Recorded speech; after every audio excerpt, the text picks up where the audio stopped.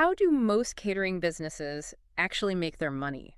It's the million-dollar question, isn't it? And honestly, the answer usually surprises people. Yeah. Because if you ask anyone, they'll say, well, it's obviously about selling delicious food. But if we look at our source material for today, the economics of catering profitability, Mm, the reality is starkly different. okay.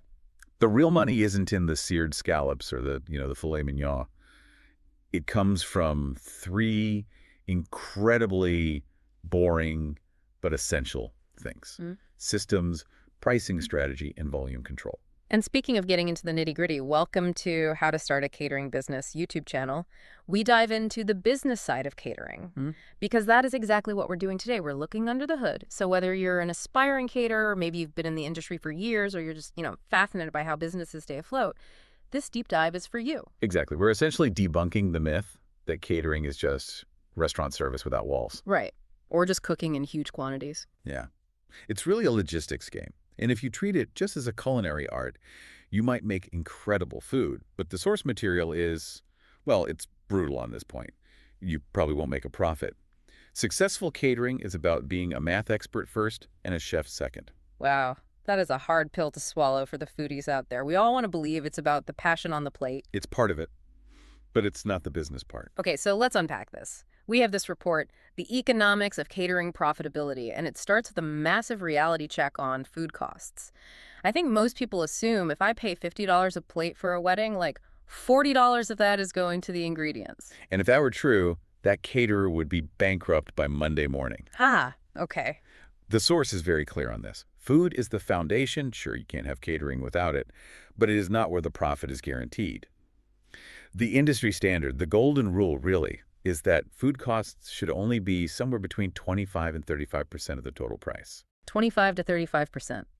So let's do the math for you listening. If I'm eating a $100 meal, only 25 to 35 bucks actually went into the grocery bowl. Roughly, yes. And I know, as a consumer, that sounds like a huge markup. You think, I'm getting ripped off. Right. But you have to realize what that other 75% has to cover. That margin is not pure profit. Yeah. It's gross margin, not net profit. Right. That 75% has to keep the lights on. It has to pay for the labor to prep it, the labor to cook it, the transportation, the equipment to keep it hot, insurance, commercial kitchen rent. I mean, the list goes on. The source highlights that if your food cost creeps up to, say, 50 or 60%, which happens so easily if you aren't paying attention, Oh, I bet. you are essentially paying your clients to eat your food. You're working for free. That puts it in perspective. You aren't just buying groceries. You're buying a mobile hospitality service that happens to include food. That's it. So how do the profitable ones keep that percentage down? Is it just buying cheaper ingredients? Are we talking like swapping fresh for frozen? No, and the source is really adamant about that. You don't sacrifice quality, you sacrifice complexity. The source highlights this concept called menu engineering. It's fascinating. Okay. The most profitable caterers, they don't reinvent the wheel for every single event. They focus on simplicity and repeatability. So if a bride walks in and says, my grandmother had a specific recipe for venison stew, the profitable caterer thinks twice. They think very, very carefully because every time you customize, you introduce variables, and variables cost money. You have to source a new ingredient, train staff on a new method, risk messing it up. Yeah. You want dishes that scale. The Yeah. test is, can I make this for 10 people just as easily as I can for 100? Give us an example of something that doesn't scale. Risotto. Oh, absolutely. The death of a caterer. Right. I mean, risotto requires constant attention. It needs to be served immediately or it turns to glue. So if you try to serve risotto for 300 people, you need a small army of chefs finishing it at the exact same second. Yeah. That is high labor food. Okay, so compare that to... Braised short ribs. which actually get better if they sit for a while. Exactly. You braise them the day before. They hold heat beautifully. You can plate them quickly.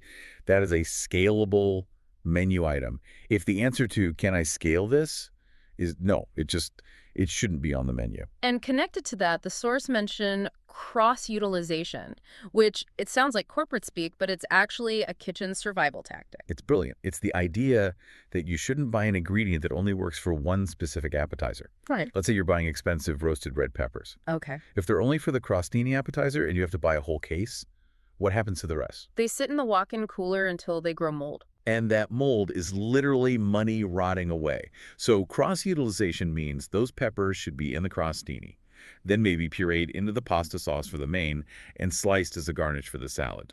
You buy a case, you use the case, it reduces waste, which directly protects that 25% food cost margin. It's like playing Tetris with your pantry. Every piece has to fit into multiple lines. That's a great analogy. And this brings us to the actual format of the service. We tend to think of high-end catering as, plated dinner servers dropping plates in front of guests. Like a synchronized swim team. Yeah, exactly. Yeah. But the source points out that plated events are high customization. Which translates to high cost. Precisely. High labor, high stress, high margin for error. Contrast that with buffet-style, drop-off catering, or corporate lunches. These are labeled high profitability formats. They're just less chef-driven during the actual service. Right. You set it up, it looks beautiful, but you don't need a line of chefs with tweezers for 2 hours. You got it. So if you want to make money, maybe fall in love with the chafing dish.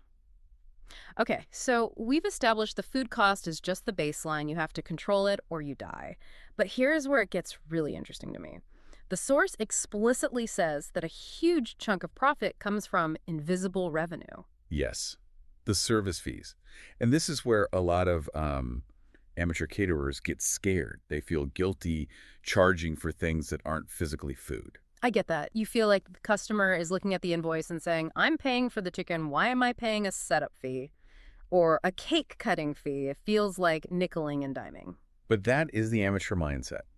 The expert advice here is all about transparency versus bundling. Some caterers try to hide the labor cost inside the price per head to look simple. So instead of charging $30 for the chicken and a separate staffing fee, they just charge $60 for the chicken. Which makes the chicken look incredibly expensive compared to the restaurant down the street. It does. But worse than that, it exposes the business to massive risk. Let's look at a scenario. You bundle everything into the food price. Yeah. The client says the event is from 6 to 9 p.m.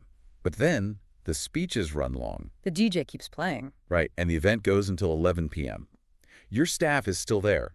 And they're on the clock. They're on the clock. You are paying them. Yeah. But because you bundled your labor into the chicken price, and the client already ate the chicken 3 hours ago, you are not getting paid a dime extra for those 2 hours.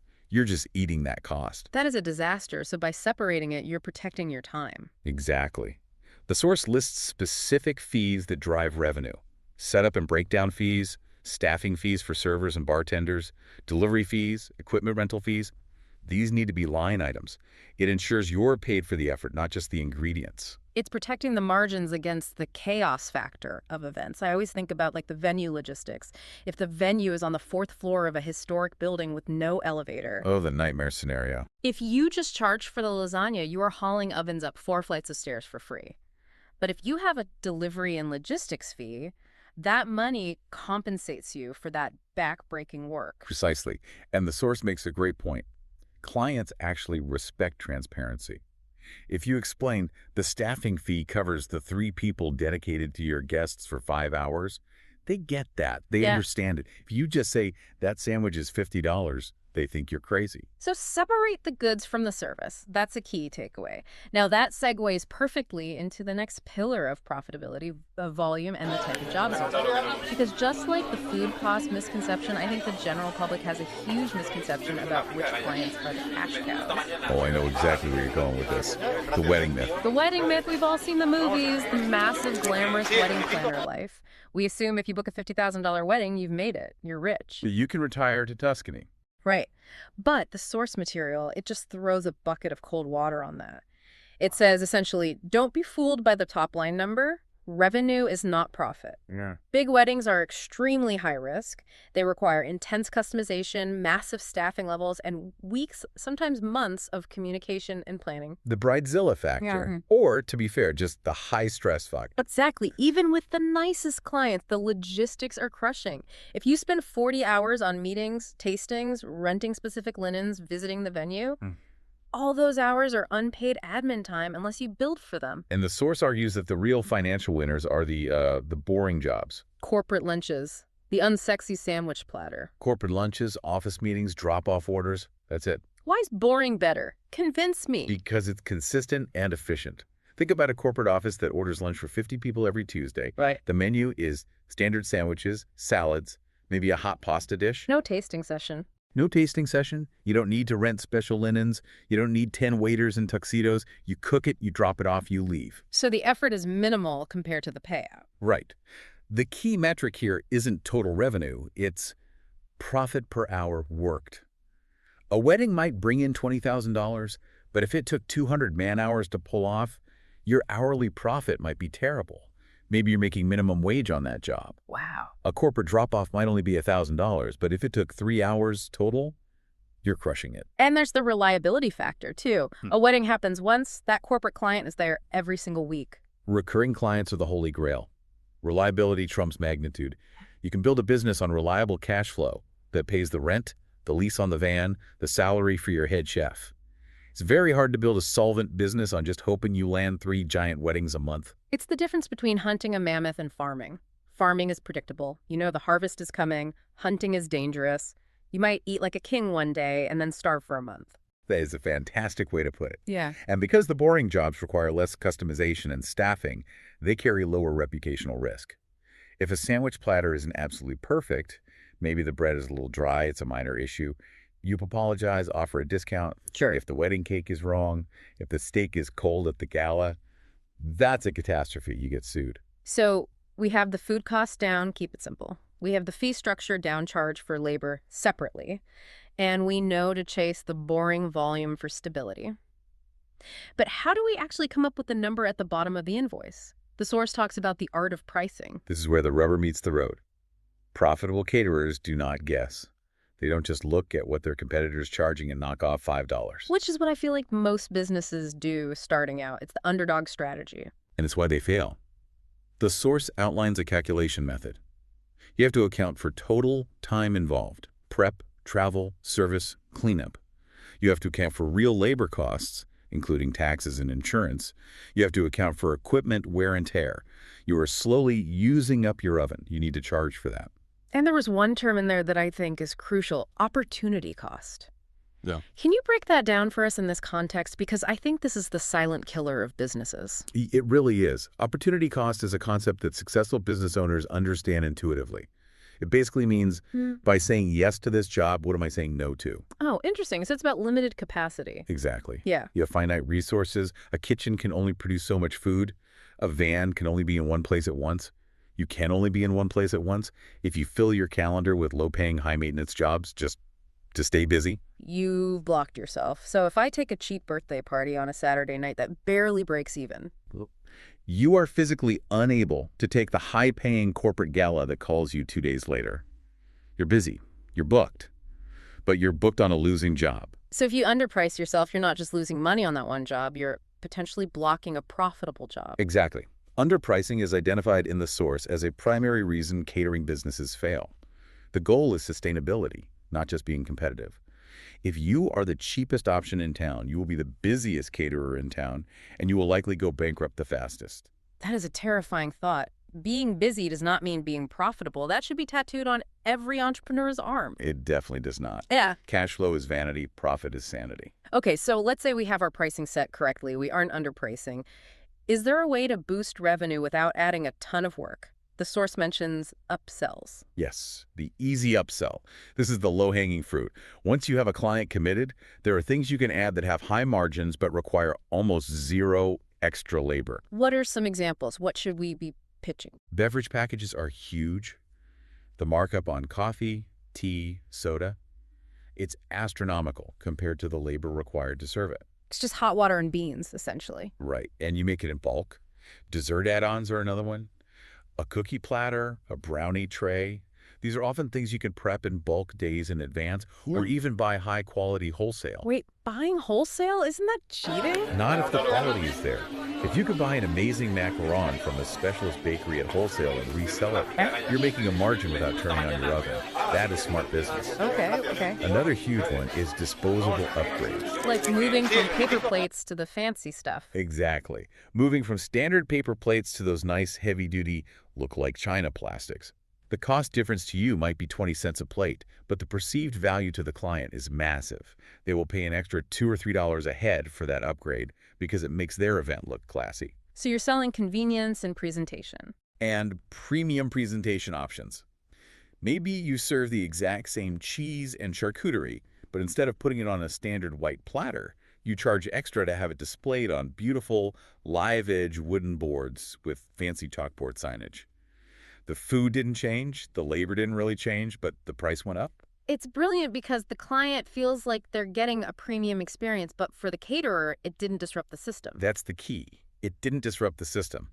If an upsell requires you to hire another chef, it's not an easy upsell. It has to be frictionless. So let's bring this all home. We Okay. started by asking how catering businesses make money, and it seems the answer is they stop trying to be restaurants. That is the bottom line summary from our source. Success isn't about chasing every custom request or being an artist. It's about efficient menus, proper labor pricing, and consistent volume. It really shifts the perspective, doesn't it? Yeah. I used to look at catering as a culinary challenge. Can they pull off this souffle for 200 people? But really, it's a systems challenge. It's a factory that moves around. It is. It's about repeatable systems and predictable costs. The moment you step outside of your system, whether it's a custom menu item or a venue you haven't scouted, your profit margin starts to bleed.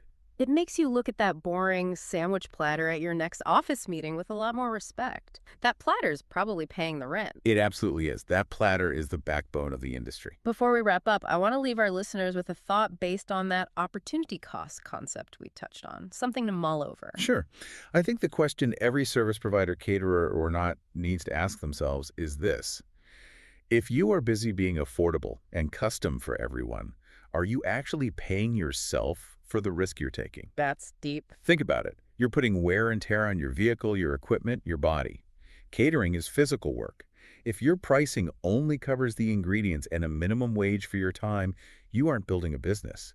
You're just financing your customers' parties. Wow. Financing your customers' parties, that hits hard. You're basically a bank that pays out in chicken satay. Look at your own work, whatever field you're in. Are you charging for the product, or are you charging for the system that delivers it reliably? Because the system is where the value is. A powerful place to leave it. Thank you for breaking this down with us. It's been a fascinating look under the lid of the catering industry. Always a pleasure. And thank you to everyone listening. We'll catch you on the next deep dive.